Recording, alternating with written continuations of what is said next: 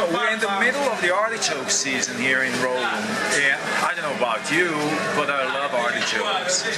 Right now we are at the farmer's market in Piazza San Giovanni di Dio, and today we're gonna learn firsthand how to clean artichokes before cooking them.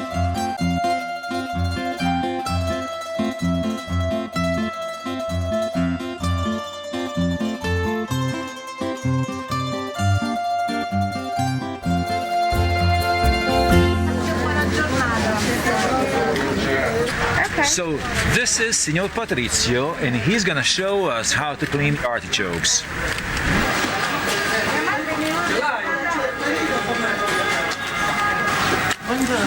Togliere le prime 2-3 corone esterne fino a che non vedi il bianco. Ok? Riesco bene con la taglierina perché va fatta sempre in punta ed è sempre arrotata.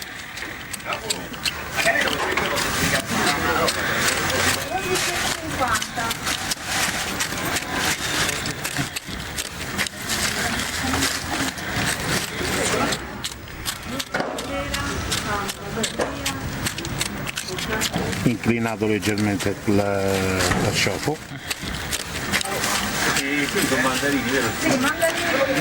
e va sempre tagliato nel bianco.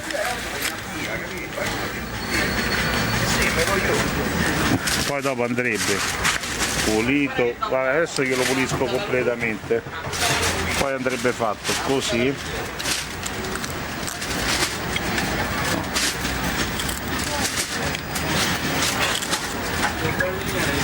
Limoni ce l'ha, signore? Sì. È la parte un po' più semplice del lavoro. E poi verranno messi in acqua e limone, in modo che non diventano neri. We got our artichokes, and these are gonna end up in a pan.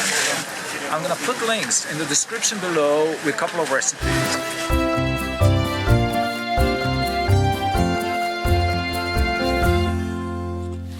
Before you cook your artichoke, you should clean the last bit, and that is the inside of the artichoke.